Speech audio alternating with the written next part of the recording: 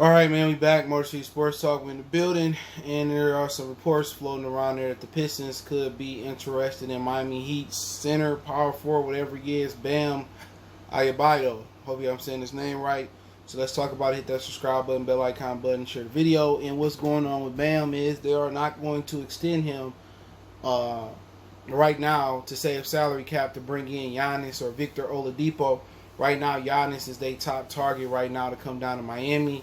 And it just seems inevitable that Giannis is going to leave Milwaukee and go somewhere out, Oakland, LA, I don't know, Boston, New York, who the hell knows.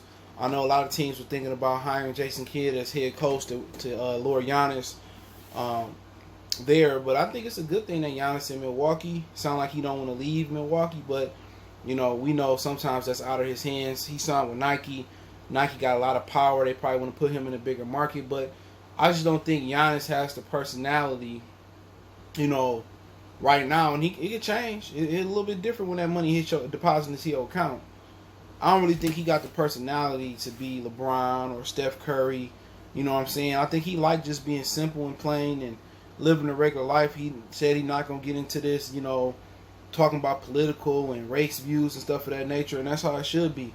So I don't think he can be the face of the NBA, and that's why they're trying to make Giannis the face of the NBA. I mean, not Giannis, but Zion Williamson the face of the NBA. Maybe Zion can wear that, wear that little role a little bit better. But, with Bam, I mean, he can play with Christian Wood. Or maybe they're not planning on bringing Christian Wood back if there's any validity to the reports. But Bam is a good player, come out of Kentucky. And Kentucky seemed like he was a little bit limited to being a defender and an anchor in the middle. And basically, he showed he could play with his back to the basket. He could shoot the ball. He could defend. And it was a reason why I think he was an all-star this year. A lot of people were surprised that he was an all-star. And Sabonis from the Indiana Pacers was an all-star this year. And, I think you put Bam in the middle, it's an instant upgrade over Christian Wood. And it's an instant upgrade over Andre Drummond, And basically, if he approached him like, if y'all don't give me an extension, trade me or something like that nature, I wouldn't hesitate to trade for him. I signed and trade Christian Wood and send his ass over there to get Bam. You know what I'm saying? And that's a known commodity right now. They can defend, but I just can't see Milwaukee. I mean, I can't just see Miami just waiting on Giannis to come here, waiting. And Bam probably like, I want my money. If I injured, I can't get my money. But in Detroit, he a fit. You know what I'm saying? He might go down as the best big man we had in Detroit. We had some dudes at the end of their career like Derek Coleman, Alden Campbell. Who else we had? It was another guy, Chris Webber.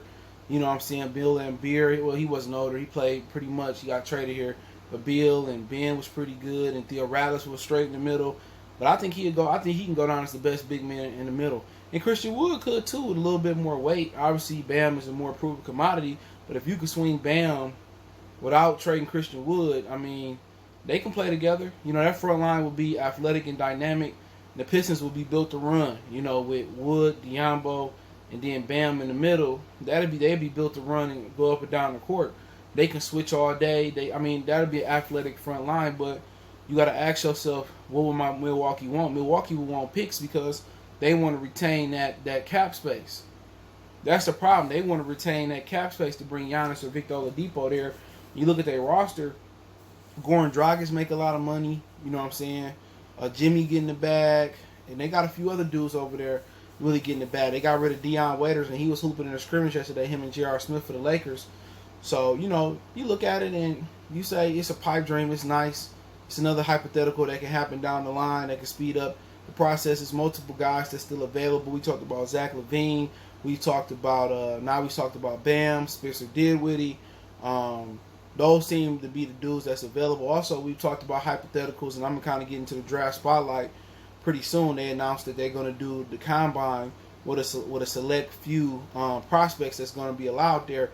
But, I'm going to start the draft spotlight pretty soon. But other than that, we just look at the scenario.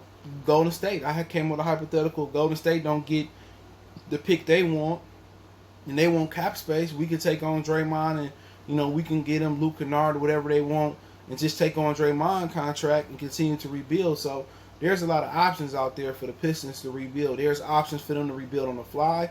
There's options for them to rebuild and retain and get more picks by moving Luke Kennard, by moving Derrick Rose. Also, there's option to clear up more cap space. If the NBA, new CBA allows a one amnesty, and the amnesty would mean, and not a lot of people talk about this, they allowed the amnesty in the last CBA, which is the collective bargaining agreement between the players and the owners in the league. In the last CBA, they allowed the amnesty, and the amnesty would mean where you can cut this dude, and it doesn't count against the salary cap, but you still have to pay what he owed. And Blake Griffin is still owed almost $70-something million, but it won't count against the cap. So his money will call off. So it's $35-36 million he's owed.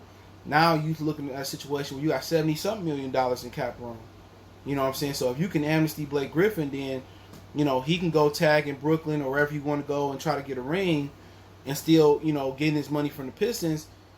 But you got that cap space, so you really, really fluid to what you want to do with $70-something million. You can try to do it Joe D, Rip Chauncey, Tayshaun, Ben Wallace, or you can sit there on the money, you know, and fill it out with 1-year deals until you see somebody that's worthy coming along and throw the bag at them. I mean, there's so much you can do with that type of money, you know, open. There's so much you can do with the $40 million open. But the only guy I'm really focusing on, free agent wise, unless Anthony Davis have a change of heart about LA, is Brandon Ingram. And if I can swing Brandon Ingram, I mean, I'm doing it all day. If I can't swing Brandon Ingram, then maybe I can get another top lottery pick from Golden State and take on Draymond contract. You know, if that's not an option, you know, and I want to go with Obi, maybe I can spin a deal with Brooklyn to get Spencer Dinwiddie. You know what I'm saying? If Bam say you don't give me extension, I'm out. Maybe I can swing a deal where I can sign and trade Christian Wood, package something with him, and bring Bam to Detroit. So their options are open. Zach LaVine is there. You know what I'm saying? Would the Bulls want to trade him in the division?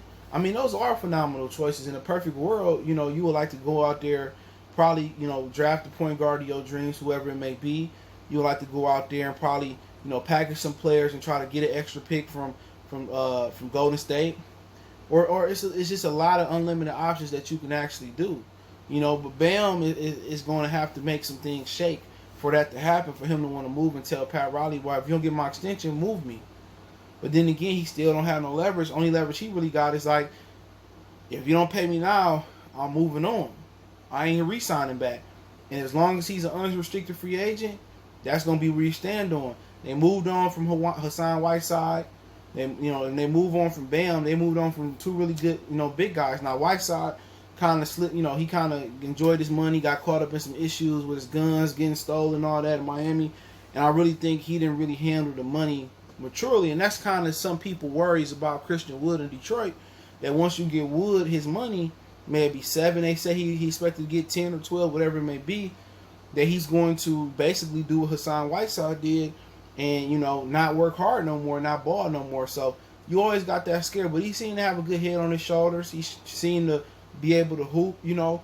I would love to keep him and get Bam or get Zach LaVine or get Spencer Dinwiddie. But I'm okay if this is slow grind and a slow rebuild. It don't have to be a fast or a quick rebuild, in my opinion. I'm cool with them taking their time and marinating it and building it and doing it the right way. And you just got to draft the right way. I'm cool if we pass up on Zach LaVine or get an additional pick. I'm cool if we pass up on bringing Spencer back. I'm cool if we pass up on Bam or get an opportunity to get Zach or Oladipo out there or Miles Turner.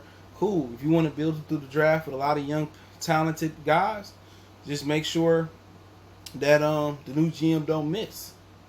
You know, but I'm cool. Like we haven't been rebuilt through the draft, you know, in a long time. Since it was Dumars, it was Isaiah, Dumars, Sally, Rodman.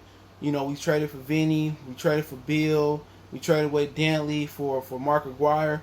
So, you know, it's been a while. But you just can't build through the draft because, you know, you gotta have veterans, you know what I'm saying? You gotta have those pieces that you bring in via trade or you bring in through via free agent. So at some point they're gonna have to pull the trigger on some free agents to help fill out this team. So you just can't draft 12 people and they all work out, you know, for the team because you got to have your veterans in there as well. So we got to draft well. And the one thing that Joe D was kind of good at was able to piece in free agents there to fill out a team. So let me know what you guys think about possibly bringing in Bam if he does want out of Miami because they don't want to pay him his extension, waiting on Giannis.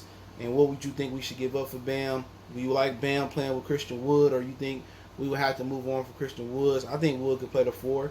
I think you can get away with him playing a little bit of a 3 too, but that'll be a versatile front line with Bam, Wood, and Diambo. But let me know what you guys think about the scenario. Don't forget you can follow us on Facebook, Instagram, Twitter. All my links in the description take you right to my social media pages.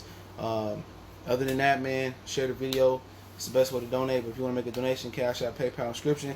Check out our Detroit Pistons Talk playlist. Check out my other channel as well, Goodfellas Sports TV, right here on YouTube. One time for the one time we go.